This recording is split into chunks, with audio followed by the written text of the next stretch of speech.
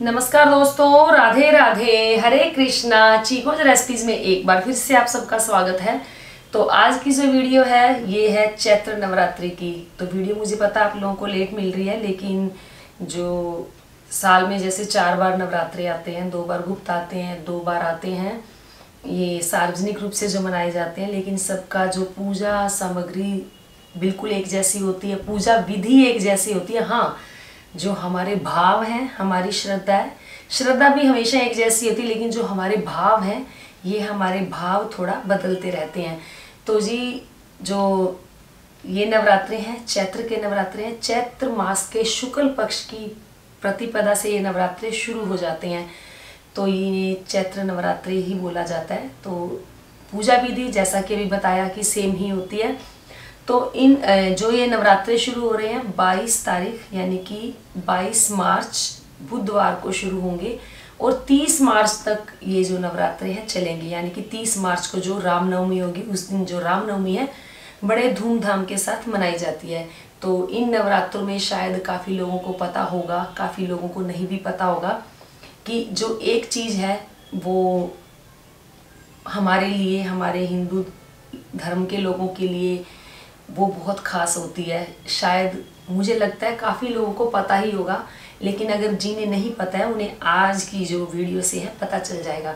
तो जी 22 तारीख से नवरात्रे शुरू हो रहे हैं, बुधवार से, यानी कि कल से ही नवरात्रे शुरू हो रहे हैं। तो नवरात्रों को बड़े धूमधाम से पूरी आस्था के साथ मनाएं। पूजा सामग्री मैं आप लोगों को बताती हूँ कि हमेशा वही होती है कि जो हमारे घर की रसोई से, हमारे घर के मंदिर में से ही निकल कर आ जाती हैं। तो बिना किसी ताम झाम के बिल्कुल पारंपरिक तरीके से, जैसे हमारे बड़े बुजुर्ग और जो मनाया करते थे, कोई उनमें ताम झाम ज़्यादा नहीं करते थे, कोई दिखावा नहीं होता था, सिर्फ श्रद्धा भाव और घर में से जो सामान हमें मिलता था उसी से ही जो हम अपने नवरात्रे बड़े धूमधाम के साथ मना लेते थे। तो आज मैं उसी विधि के साथ आप लोगों को बताऊंगी कि जो नवरात्रे हैं हम कैसे मनाएं। तो जी थोड़ी पूजा विधि पर बात कर लेते हैं कि पूजा विधि क्या रहेगी। तो जी पहले ये जो नवरात्रि है इसका मतलब समझ लेते हैं। नव का मतलब होता है 9 और रात्रि का मतलब होता है रातें। तो हमें ये 9 दिन 9 रातें मिलती हैं माँ दुर्गा की पूजा, सेवा, अर्चना, आराधना और उपासना के लिए। तो इन नवरात्रों में क्या सभी नवरात्रों में माँ के 9 रूपों की पूजा की जाती है। आपको पता है ये शैलपुत्री, ब्रह्मचारिणी, चंद्रघंटा, कुष्मांडा, स्कंद माता, कात्यायनी, कालरात्रि, सिद्धिदात्री, इन्हीं सभी रूपों की माता रानी की जो पूजा अर्चना है की जाती है। और फिर कुछ लोग अष्टमी को कन्या पूजन करते हैं, कुछ नवमी को कन्या पूजन करते हैं, वो अपने अपने रीति रिवाज के अनुसार करते हैं। तो जी पूजा विधि शुरू करने से पहले आपको मैं ये बता दूं कि आपको सबसे पहले इन व्रत में भी संकल्प लेना है कि अपने दाएं हाथ में अंजलि में आपको गंगा जल भरना है और संकल्प लेना है कि हे माता रानी, एक तो हमारा नया साल आ रहा है, पूरे 9 के 9 दिन मैं व्रत करूंगी या मैं व्रत करूंगा। तो हाथ जोड़कर प्रार्थना करें कि मुझे ऊर्जा प्रदान करें कि मैं 9 के 9 दिन व्रत बहुत अच्छे से मैं अपने व्रत को करने में सफल हो जाऊं, या मेरे व्रत अच्छे से संपूर्ण हो और मेरे अंदर एक नई ऊर्जा का वास हो। मैं अपने विकारों को दूर करने का प्रयास करूंगा, लेकिन उन विकारों को दूर करने में आपको मेरी मदद करनी होगी। तो ये करके आप संकल्प लें। और संकल्प तो आपको यही लेना है कि जैसा मैं हर वीडियो में बताती हूँ कि मुझ में परोपकार की भावना हो, सेवा भाव हो, मुझ में करुणा आए, मुझ में दूसरों के प्रति सम्मान आए, काम, क्रोध, लोभ, मोह, अहंकार, ईर्ष्या, द्वेष, घृणा, इन विकारों को मेरे अंदर ना आने दें। तो आप यही संकल्प लेंगे और सबसे ज़्यादा यही बोलेंगे, सर्वे भवन्तु सुखिना, सर्वे सन्तु निरामयाः, सर्वे भद्राणि पश्यन्तु, माँ कश्चित् दुख भाग् भवेत्। तो माँ के 9 रूपों की पूजा बड़ी श्रद्धा से और बड़े भाव के साथ की जाती है। थोड़ा पूजा विधि की बात कर लेते हैं हम। तो पूजा विधि ये रहेगी कि सुबह जल्दी उठें, संकल्प लें, इन व्रत में भी संकल्प लें कि मैं सुबह जल्दी उठूंगा या सुबह जल्दी उठूंगी।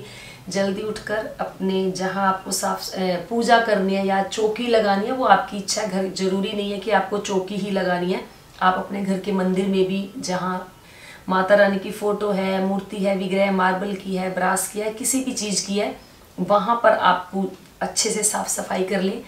गंगा जल छिड़क कर खूब अच्छे से वहाँ, अगर आपको गाय का गोबर और मिट्टी का लेपन मिल जाता है तो कहते हैं कि अगर हम थोड़ा सा वो लीप देते हैं तो घर में हमारा अच्छे खासे तरीके से शुद्धिकरण हो जाता है।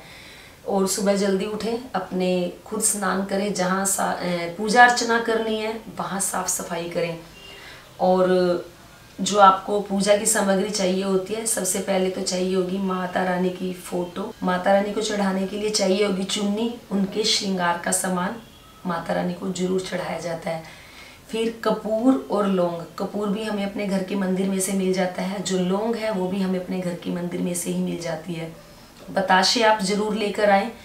कलश स्थापना करनी है, उसकी जो लिंक है आपको डिस्क्रिप्शन बॉक्स में मिल जाएगा। वैसे मैंने आज कम्युनिटी में एक शेयर की है पुरानी वीडियो कि आसान तरीके से कलश स्थापना कैसे की जाती है। तो आप करेंगे कलश स्थापना। तो किसी भी पूजा में कलश स्थापना का करना बहुत ज़रूरी होता है। तो कलश स्थापना करें, अष्टदल कमल बनाएं। अष्टदल कमल नहीं भी बनाना आता तो कोई बात नहीं, थोड़े से चावल लें, कलश के नीचे रखें, कलश को रखें, वो कलश स्थापना हो जाएगी। वैसे कलश स्थापना की वीडियो आप लोगों को डिस्क्रिप्शन बॉक्स में लिंक भी मिल जाएगा। तो कलश स्थापना करें, माता की मूर्ति की स्थापना करें और जिस चौकी पे आपको माता रानी को विराजमान करना है वहाँ लाल रंग की कोई कपड़ा बिछा ले या गुलाबी रंग का कपड़ा बिछा ले। और माता रानी के आगे अगर अखंड ज्योत जलाना चाहते हैं तो देसी घी के दिए की अखंड ज्योत जला सकते हैं या तिल के तेल की ज्योत भी आप जला सकते हैं। तो ये तो हो गई जो आपको पूजा की सामग्री, जो बिल्कुल आसान बताइए कि घर में ही सब आप लोगों को मिल जाएगा। तो पूजा करें आप, जैसे माता ने के देसी घी का दिया जलाएं, उनकी आरती करें, दुर्गा सप्तशती का पाठ करें। और ये सब काम करने से पहले सुबह जल्दी उठकर आप अपने घर के मुख्य द्वार में झाड़ू पोछा लगाएं, वहाँ रंगोली बनाएं और वहाँ माता रानी के कुमकुम से या रोली से माता रानी के चरण बनाएं। और घर के बाहर बंधनवार भी आप जरूर लगाएं, आम के पत्तों की या अशोक के पत्तों की बंधनवार बनाकर लगाएं। घर के मुख्य दरवाजे पर दोनों तरफ स्वास्तिक बनाएं रोली से, और या हल्दी से भी बना सकते हैं क्योंकि हल्दी भी शुभ होती है।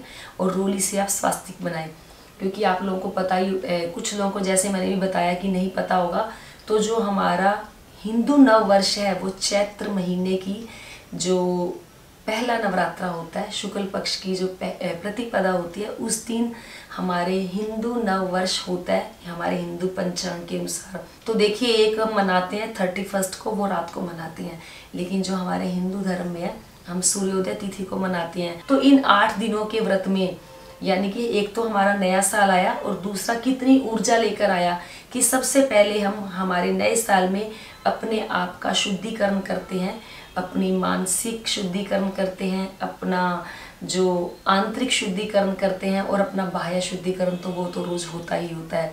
तो हम इन 8 दिनों में हमें अपने आप को एक नए तरीके से बदलने का मौका मिलता है।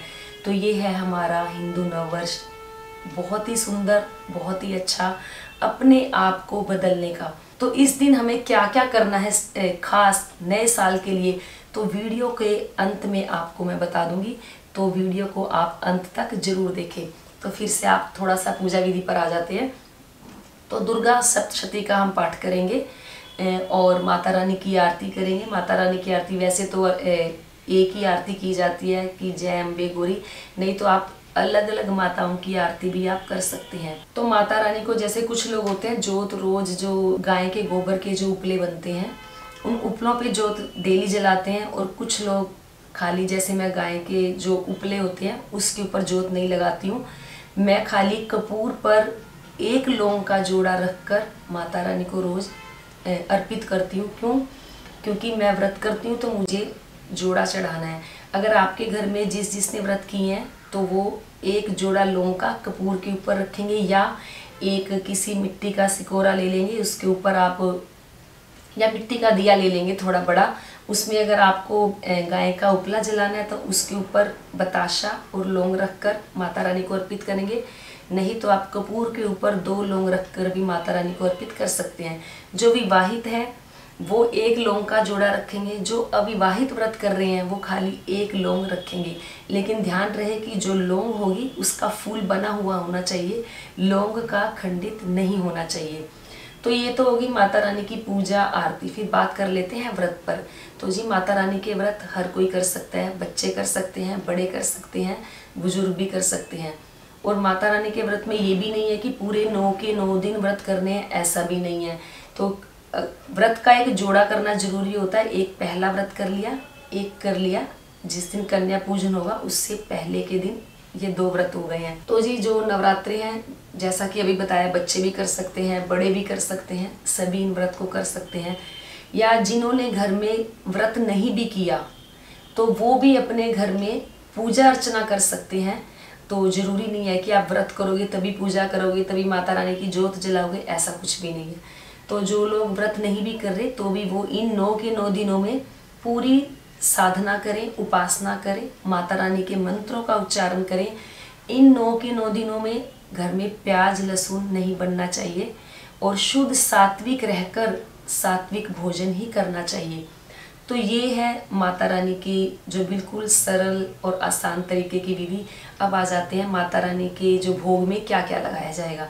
तो जी माता रानी को भोग लगता है, ड्राई फ्रूट का भोग लगा सकते हो, फल का भोग लगेगा, दूध का भोग लगेगा, लेकिन अन्न का भोग जो है माता रानी को इन 9 दिनों में नहीं लगेगा। तो जो हम लोग व्रत करते हैं उसमें भी हमें अन्न का सेवन नहीं करना होता। हाँ, इसके अंदर हम सामक के चावल खा सकते हैं, कुट्टू का आटा खा सकते हैं, आलू खा सकते हैं और घिया ये भी खा सकते हैं। कुछ लोग टमाटर खा लेते हैं, लेकिन मैं भी खा लेती हूँ, लेकिन कुछ लोग टमाटर भी नहीं खाते हैं। तो तेल कौन कौन सा यूज़ कर सकते हैं खाने में? तिल का तेल यूज़ कर सकते हैं। तो कईयों ने मेरे से पूछा था कि मैम जो तिल का तेल पूजा की दुकान पर मिलता है वो अलग होता है या जो खाने वाला मिलता है वो अलग होता है? तो जी बिल्कुल, जो खाने वाला तिल का तेल होता है वो बिल्कुल अलग से होता है। तो तिल का तेल, मूंगफली का तेल खा सकते हो और देसी घी खा सकते हो, या आप जैसे ये सूरजमुखी का तेल आता है वो भी खा सकते हो। लेकिन राइस ब्रैन ऑयल, सोयाबीन का तेल और सरसों का तेल व्रत में बिल्कुल भी नहीं खाया जाता है। तो इस व्रत में आप इन तेल को खाने से बचें और जितना आप तला भुना कम खाएंगे आपके अंदर इन 9 के 9 दिनों में उतनी ज़्यादा से ज़्यादा ऊर्जा बनी रहेगी। तो ये थी पूजा विधि दिन की। फिर बात कर लेते हैं संध्या में पूजा विधि क्या रहेगी। तो जी संध्या में भी माता रानी के, जैसे कुछ लोग दुर्गा सप्तशती का पाठ करते हैं, दिन में भी करते हैं, एक पाठ शाम को करते हैं, तो एक अध्याय आप शाम को भी कर सकते हैं। और शाम को भी माता रानी की आरती तो होगी ही होगी। और अखंड ज्योत अगर जलाते हैं तो अखंड ज्योत का आपको पूरा दिन ध्यान रखना होगा कि कहीं उसके अंदर घी कम ना रह जाए। और जब घर में अखंड ज्योत रखते हैं तो उस घर में जो ताला है वो नहीं लगाया जाता। तो आप पहले ही प्रिपेयर हो जाएं कि अगर आप अखंड ज्योत जलाना चाहते हैं तो घर में लॉक लगाकर कहीं नहीं जाना। और माता रानी की जो पोशाक पहनाई जाएगी वो भी नई ही पहनाई जाएगी। और घर के मंदिर में खूब अच्छे से सजावट कर लें और फूलों से कर लें, लेकिन श्रद्धा के से बढ़कर फूल कोई भी नहीं होते। मन में एक उमंग होनी चाहिए व्रत को लेकर, माता हमारा हिंदू नववर्ष को लेकर।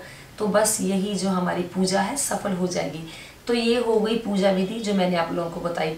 अब बात कर लेते हैं कि हमें अपना जो हिंदू नववर्ष है कैसे मनाना चाहिए। वीडियो मैं आपको अलग दे सकती थी, लेकिन अलग वीडियो देने के लिए भी मेरे पास थोड़ा समय नहीं है, क्योंकि कल से तो नवरात्रे शुरू हो ही जाएंगे। आपको ये जो हमारा हिंदू नववर्ष है इसको धूमधाम से कैसे मनाना है। सुबह जल्दी उठें क्योंकि नवरात्रे शुरू हो जाएंगे।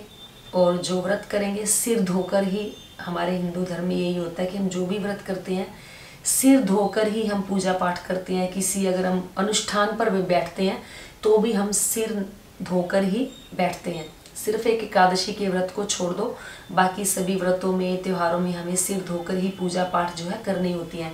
तो सुबह जल्दी उठें, नहाने के पानी में गंगा जल डालकर स्नान करें, अपने पूरे घर में साफ सफाई करें।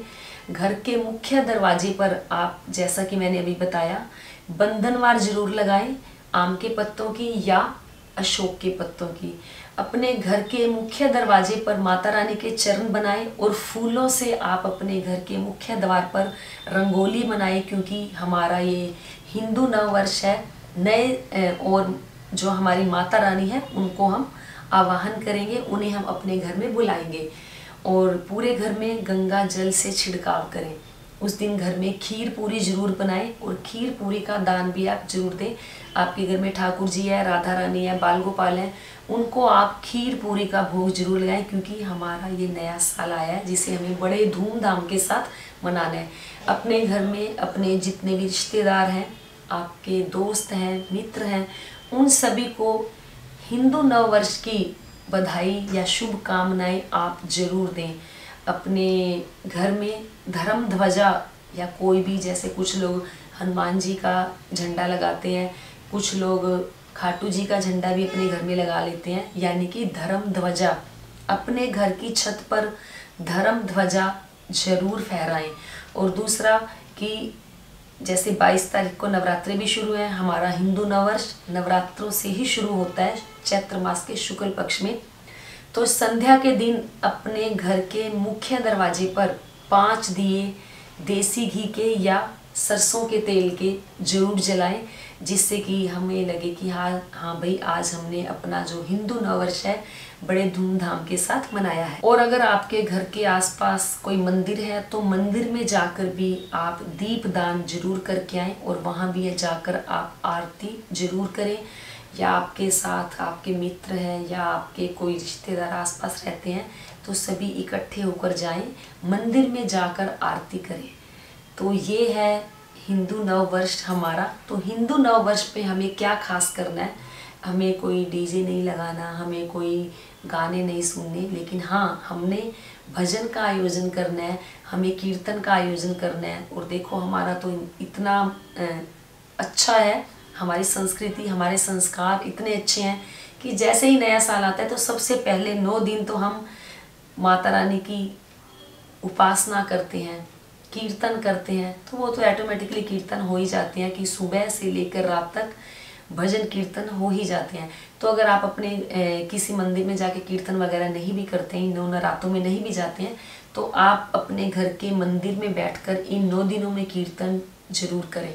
तो ये थी सिंपल सी, साधारण सी, सरल विधि जो मैंने आप लोगों के साथ शेयर की कि जैसे हमारे बड़े बुजुर्ग जो हमारे नवरात्रि मनाते थे, बिल्कुल सरल तरीके से मनाते थे, उनमें कोई आडंबर नहीं होता था, वो मैंने आप लोगों के साथ शेयर किया। हाँ, एक बात और आपको बताऊं, वो मैं आपको बताना भूल गई कि माता रानी को 9 के 9 दिन आप मीठा पान जरूर अर्पित करें, क्योंकि मैं 9 के 9 दिन माता रानी को मीठा पान जरूर अर्पित करती हूँ। बाकी जो भी उनको भोग लगाते हैं, आप लोगों का ये भी सवाल था कि मैम हम माता रानी को जो भोग लगाते हैं उसका क्या करें। तो जी, माता रानी को जो आप भोग लगाते हैं, जैसे पान का भोग लगाया तो 1-2 घंटे के बाद उस पान को उठा लें, घर में सब प्रसाद के रूप में ले लें। जो फल का भोग आपने आज माता रानी के सामने रखा है, अगले दिन उन फलों को प्रसाद के रूप में सभी घर के खा लें।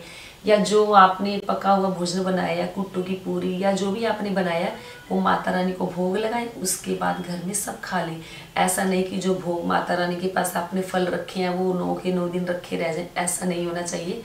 या तो आप घर में खा लें या आप किसी को दे दें। तो ये थी साधारण सी, सरल सी पूजा विधि जो मैंने आप लोगों के साथ शेयर करी।